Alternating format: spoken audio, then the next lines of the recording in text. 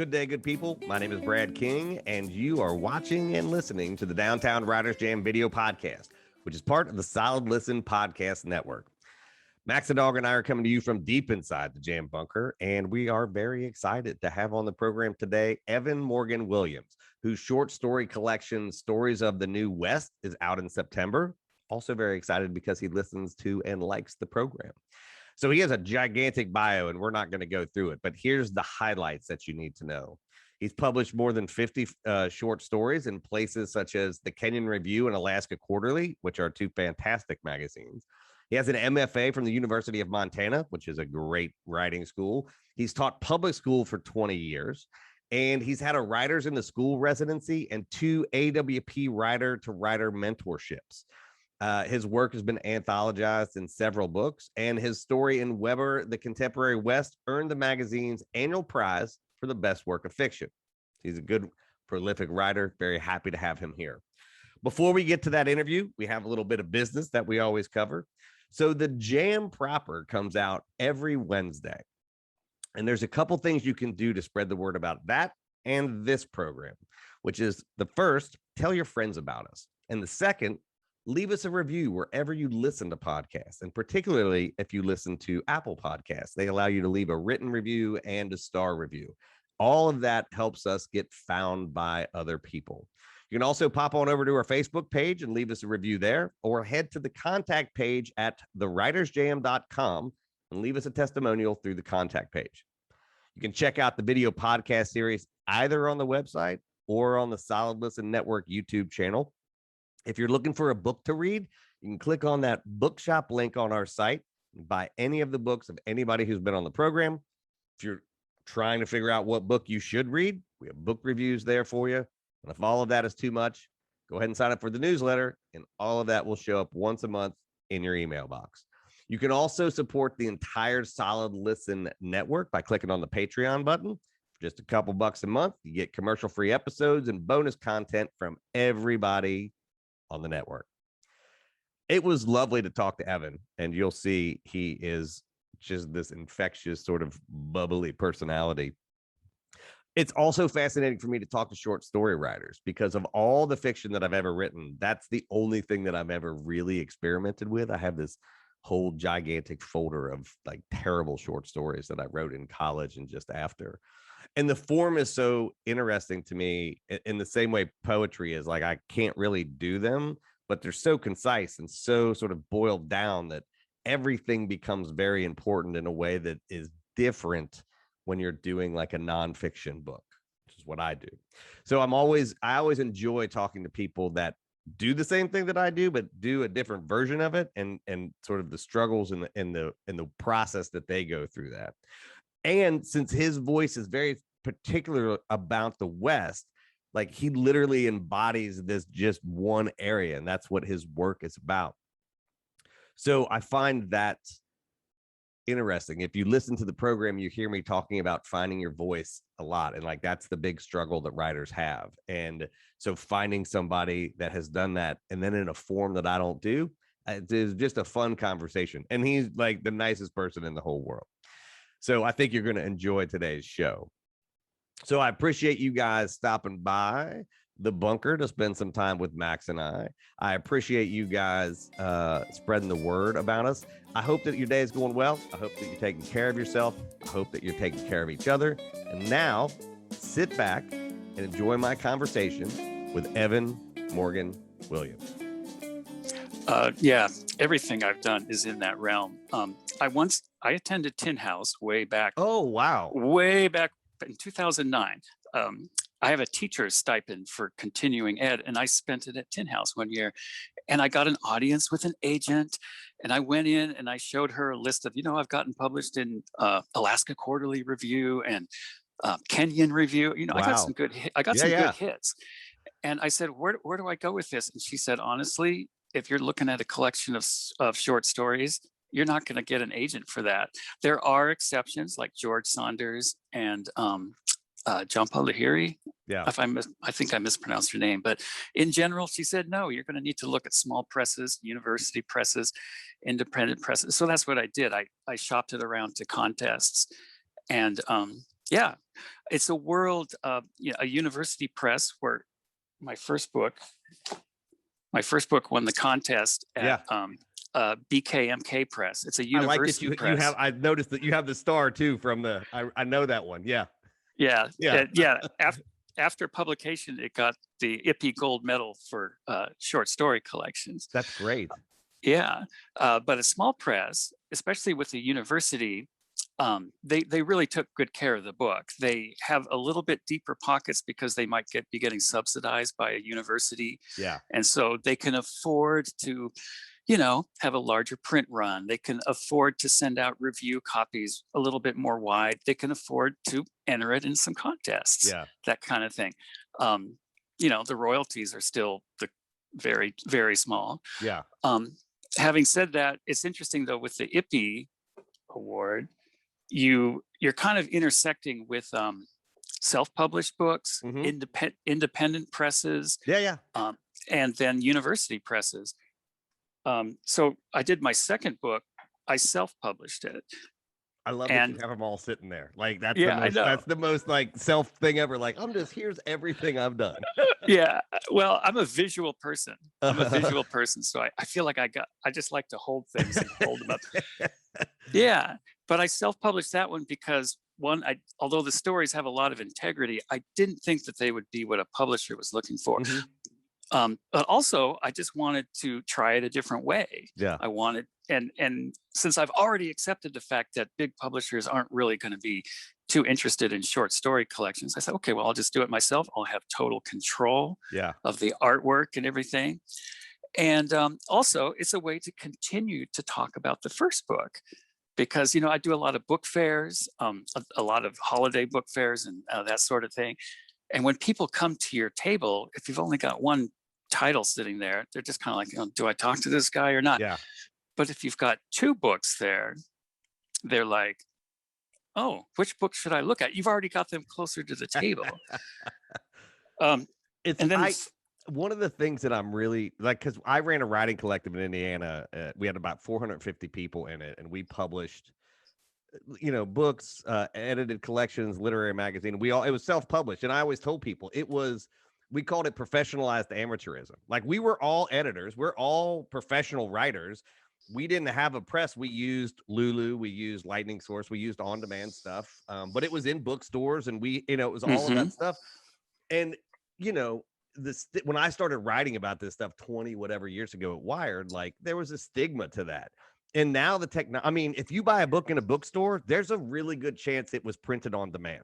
There's a really good chance that there's not a warehouse with those books. And I tell people, like, the only difference between what as an independent or self-published small press, whatever, is did that person go through an editorial process? Because big book publishers, we published our book through McGraw-Hill, our first one. They opened up a nonfiction imprint. We didn't have an editor and copy editor. We had to hire our own person. Looks like we got a lag here. So for us, there was no difference, right? Like we had to go out and do that stuff, even though we had a major publisher. Yeah. They don't really do the deep editing that they may have done at one time. Yeah.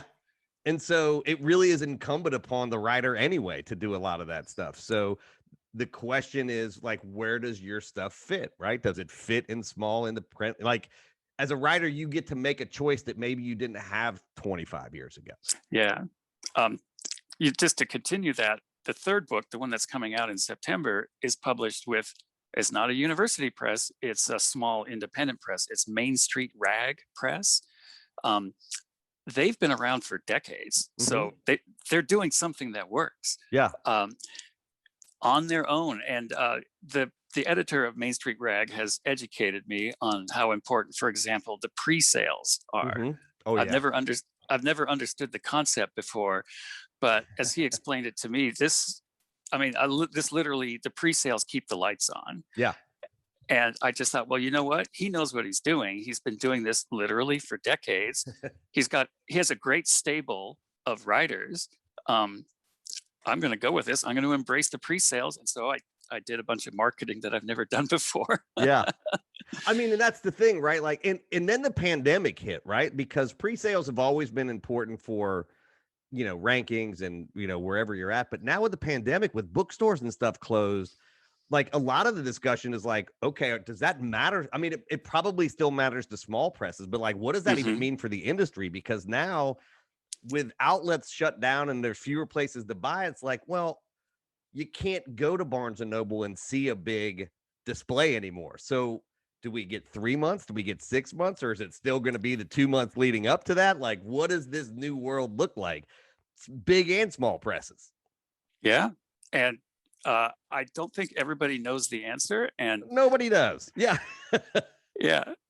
And while it's not a great situation, we have made the best of it. I'd like to think, just in terms of, I'm seeing pre-sales on Twitter. I'm finding out about books that I probably never would have found out about. Oh yeah. I'm going to readings. This is the weirdest on Twitter. I'm going to readings from parts of the country and writers that I've never heard about. And I know you're from Appalachia, and I found this weird thing on Twitter where I've got this little hookup with all these different people in Appalachia. I didn't plan for that. I have another little matrix over in Pennsylvania. Your friend Shannon McLeod. Yeah. And just somewhere that little network. So now I've got this in Pennsylvania and Northern Virginia. I've got this little, for lack of a better word, a writing community there. Yeah. That never would have happened before. Yeah, to me, it's amazing. And, I've told folks like suddenly my show, I was interviewing people all over the world. Like I now have this literary community of people that I talk with on a regular basis who I would have never seen, heard of, come across any of that stuff. And while real life still matters way more to me than virtual spaces, I am really thankful for those spaces that have been created in this time because, as you know, writing is a horrifically terrible, boring, soul-crushing endeavor. And isolated. Yeah, like there's just nothing. It's one of my favorite things. And then I want to talk about Stories of the New West. Well, I think Kurt Vonnegut once wrote, he would sit in a window in a store and write to show people that like writing doesn't have to be solitary. You can actually do it around other people. And I'm like, my first book I wrote in bars and coffee shops. So I know I can, but as I've gotten older, I'm like, no, I don't need any of you people around. Yeah, me neither. Yeah. I can't do that anymore. I can't concentrate. Like I hear something and suddenly my mind, I can't get into that flow. My mind is like, ooh, what's happening? Maybe I should tweet this fight this couple's having. Yeah. I I'm exactly the same way. I can't do it in coffee shops anymore. Yeah. I need more. I think I tell myself it's because I'm getting older and I just have trouble tracking my own thoughts or something like that. But maybe it's pandemic related, or maybe I think we're old. Yeah. I got bad news. I think it's because we're old. So most of what you've done, all of what you've done is short stories, right? Like that's your gig. That's your. Yeah. I mean, I have a novel in draft, but it's definitely in draft and likely to continue to be that way for a while. So yeah, I've got 3 collections of short stories. So why do you gravitate to that form? Because a lot of people go to it in the MFA and then like agents tell them like, you'll never sell a book. And I've talked to a lot of folks who then like, well, I guess I'm going to have to do a novel. Like, why did you stay in that form? I decided to become a writer when I was reading a collection of short stories in college by Barry Lopez. And he has 3 or 4 very slim short story collections: River Notes, Desert Notes, Winter Count. And I was reading Desert Notes and River Notes in college. I read them both in one night, and I really had an epiphany, one of those things that maybe people have one of those just a few times in their lives. And I literally read the books in one night in my darkened dorm room, and I just said, this is what I want to do. His short stories resonated with me so much that I just said, I want to do that. I want to write short stories like these. I have things to say that land right here in this format. And, going to an MFA program, you're right, the emphasis is all on short stories. And my model, as I told myself, was not just I saw what Barry Lopez was doing in his stories, but I also kind of saw his arc. You can see that in the copyright page, you can see where he had published the stories in literary magazines and so forth. So, I started that whole process. And it just continued with that momentum. That was my goal. When I got the first book, short story book published, I said, well, that's it. I've completed I've that done first it. arc. Yeah. And then it didn't go away and you had to keep doing it. That's right. Right. Yeah. That's what I say. That's it's like, well, that didn't so much complete an arc as it created a new one. It's like walking up one of those hills and you're like, I'm at the peak. And then you're like, I'm not at the peak. There's more peaks to Right. go. Yeah. Yeah. It's Yeah. both amazing and a nightmare. Like, shit, this is never going to end. Yeah. In fact, one of the most ironic things is okay, the first book, I'm reaching for it again here. The first book is actually like my second generation stories. They're more character driven. They still have a strong sense of place because that's just always been a baseline for me. But then I said, well, what about my Barry Lopez inspired stories? They're in the second collection. I sort of dug them back out and put them all together in the Did I second see collection. that? It's called Older Stories. Is that the subtitle? Well, don't Yeah, put it it's up in called- front of your face. Don't stop putting the book in front of you. Move the book out of the camera. It's called Older Stories, right? So this Canyon's is like Older Stories. Yeah.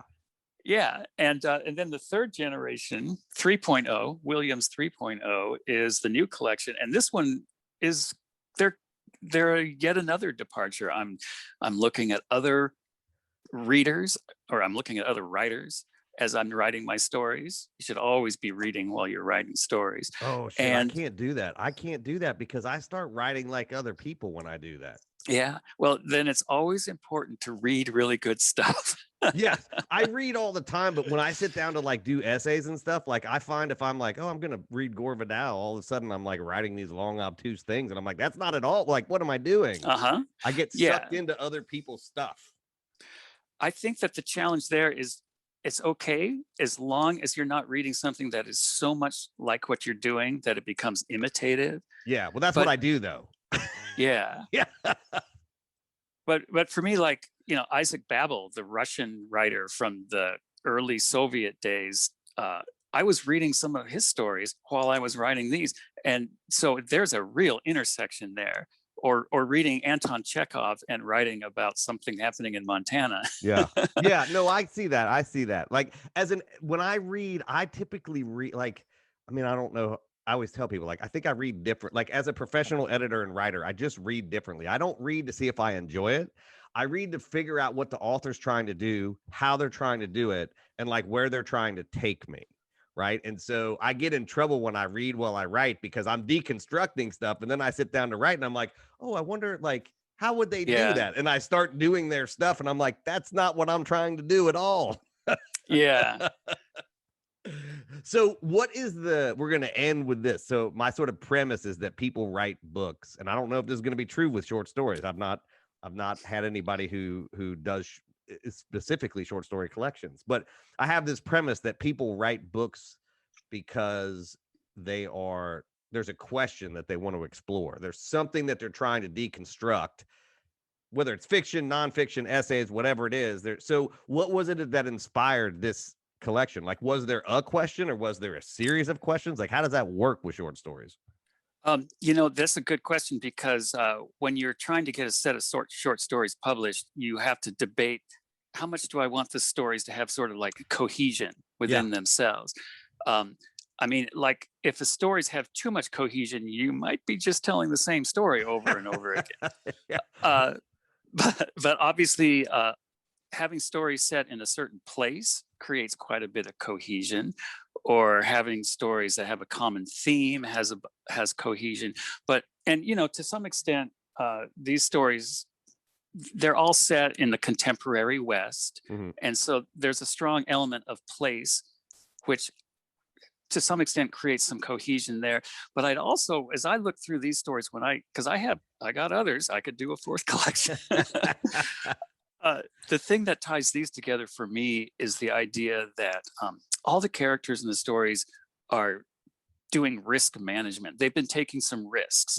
And the story is not so much in the risk that the characters have taken, but how do they handle the aftermath of that risk?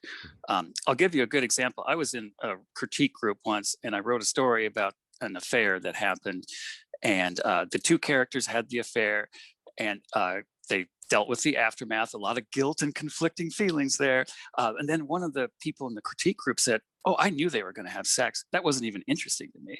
That was just a given." She said, "You need to start the story the morning after." And I just thought, that is it. Managing the risk is more compelling than the risk itself. And so if there's one thing that ties these stories together, which I think aligns with the history of the West, is also just the idea of we take risks in life, personal risk, emotional risks, and how we process the aftermath, how we create a narrative that helps us move on. That's the compelling story. And I think that's really true, especially in the West, because think about, and over these centuries, why have folks come out West? They've come out in the promise of something new. They've come out seeking fame and fortune. They've come out for, well, resource exploitation, just putting that one. And you know what? Those dreams often don't come true.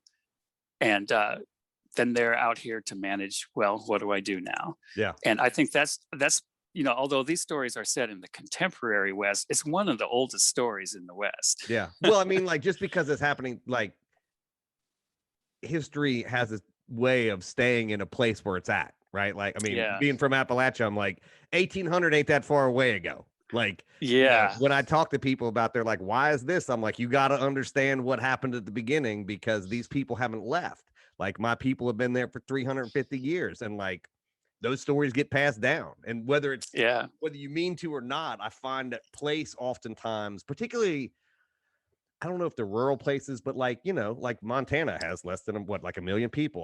Like those places that are small tend to have people that are there generationally, and the sort of oral culture that gets passed down tends to be something that you remember, right? So it doesn't, like, it makes sense that, like, that risk thing is still there in the West. Yeah. And the place is well, it's not timeless, but there's a sense of timelessness. And I'm sure that's true in Appalachia too. Yeah. And it creates, to some extent, it makes your characters smaller. It can add insignificance in the greater picture of things. And certainly that's part of our personal struggle in life, is to find our significance. Yeah. And there is a to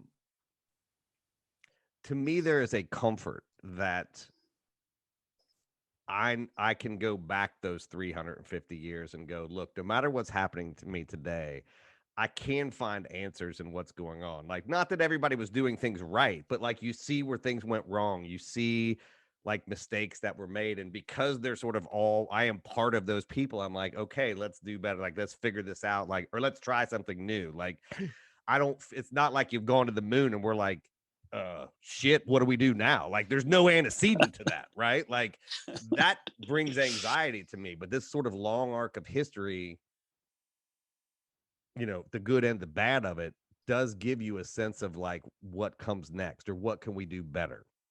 Can I ask, did you consciously set out with those questions, or were you writing stories and then sort of look back and were like, oh shit, I got a theme here developing? Yeah, it was the latter. Each story has its own sort of lifespan. Each story has its own arc, its own reason for me to want to write it. And then you look back later and you say, okay, I got to bang together a short story collection. And you look for that coherent element. You can have diversity within your stories as long as the reader is cued that there's going to be that kind of diversity. You can't have a bunch of realistic fiction and then suddenly pop in a wildly experiment.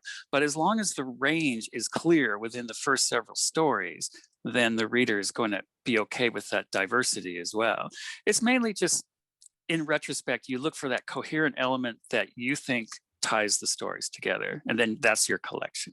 Do you psychologically ever ask yourself, I wonder if I was exploring these things without knowing it? Oh, yes. Gosh, oh my gosh.